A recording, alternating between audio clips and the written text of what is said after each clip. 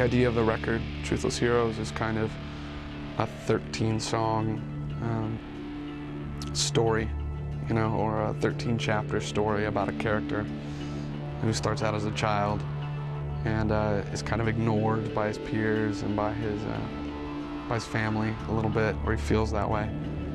And he kind of channels that frustration or energy or that self-loathing into pursuing greatness. The journey of the album takes you through his attempts to gratify himself and fill his deepest needs as a person through fame, fortune, lust, whatever. And it's kind of a tragic Shakespearean story in the end because it doesn't have a necessarily happy resolution.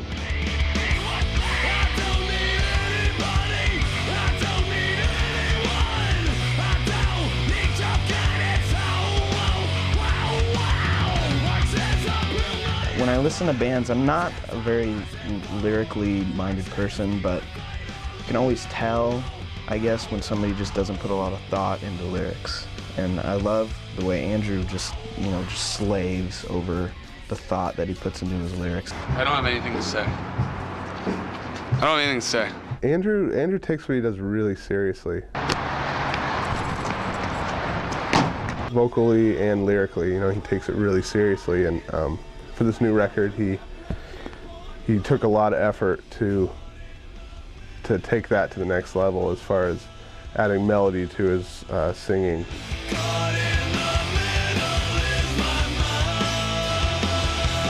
He's an amazing writer. You know, he knows his stuff. You know, and he has a lot of cool influences. I think, you know, literature-wise, there are a few key authors and books that have really influenced this record. There's a graphic artist, a cartoonist named Chris Ware that I've drawn a lot from, as well as an author named Chris Bockelder. He wrote a book called Bear vs. Shark. It's just kind of a satire on you know, the entertainment culture that we live in. White Noise by Don DeLillo, and various works by Huxley, Orwell, Eliot.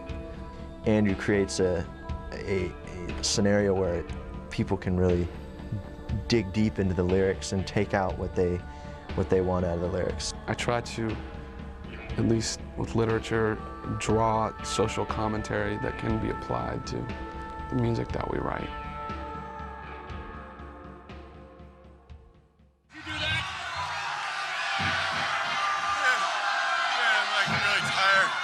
Hey, it looks like a few people came out to your show.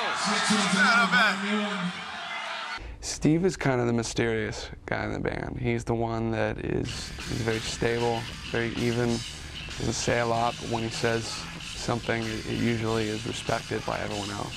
I mean, you don't speak anyway, so That's what I'm saying. Why is he filming me? He's just fun to feed off of, because he has a lot of energy, and just, you know, it's just fun to watch him, and then to, like, you know, oh, I need to rock a little bit more, or like feed off of like the energy that he has on stage. He's also kind of the guy that is just there to rock and to write songs and to contribute to the songwriting process, and on stage just to carry the energy. Mainly for me, it's mainly rock stuff, from, you know, Quicksand, The Refuse, The Clash, Rocket from the Crypt, Fugazi.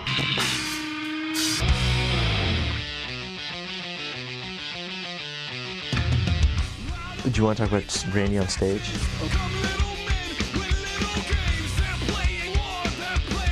Playing with Randy on stage is we have a lot of fun.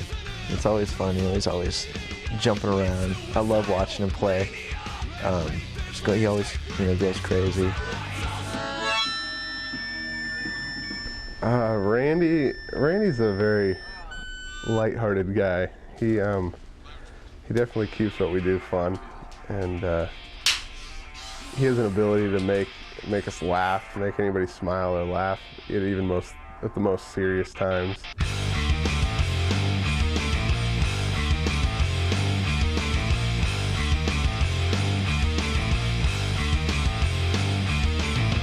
I think Randy's kind of the wild card in the band.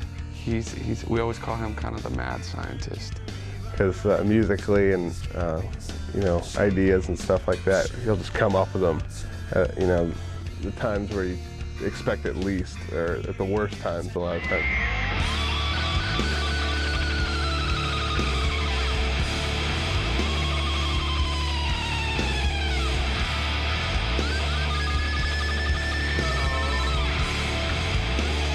Yeah, with him you gotta get it, you gotta make sure you get it down, because he'll forget it 5 minutes later.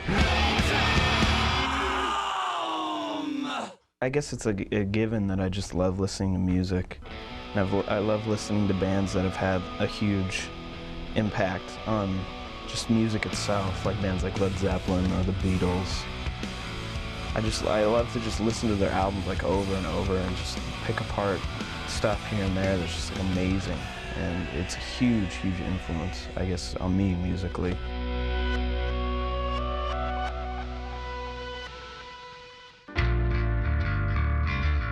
Alex is foundationally, you know, obviously the rhythm section of the band.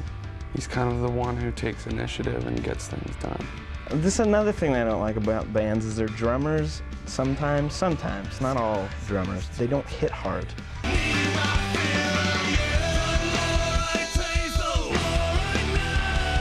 And Alex just beats the crap out of his drums, and I love that.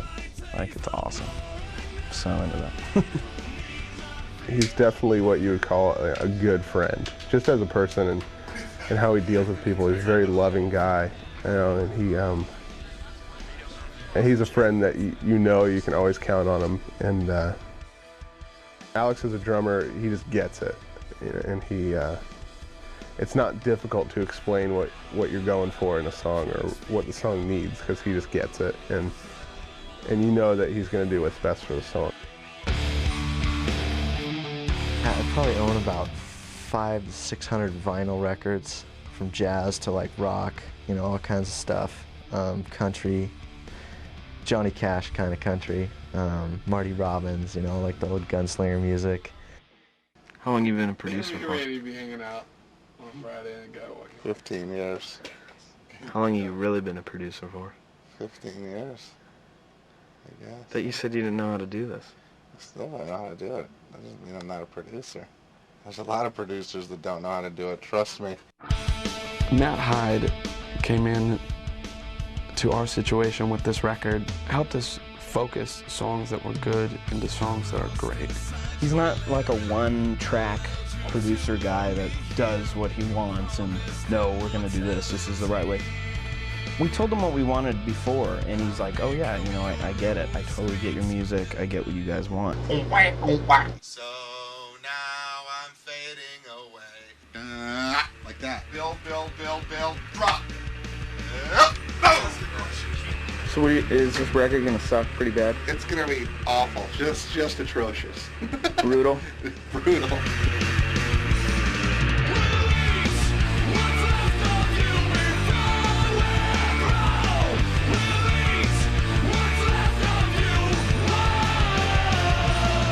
I play my heart out every night, you know. I don't think there's ever been once where I haven't got up there and just went into my zone. It's just amazing. Like I look out and I see all these fans, and I look at my friends, and it blows my mind that I actually get to do this for a living.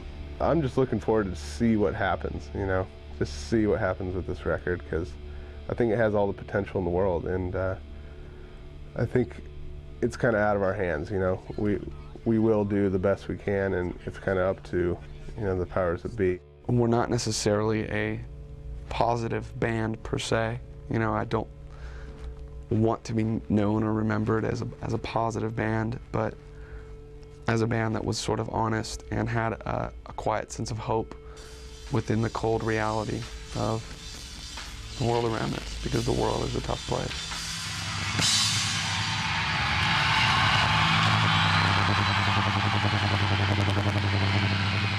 So when's our record coming out, ladies and gentlemen? And what's the name of that record?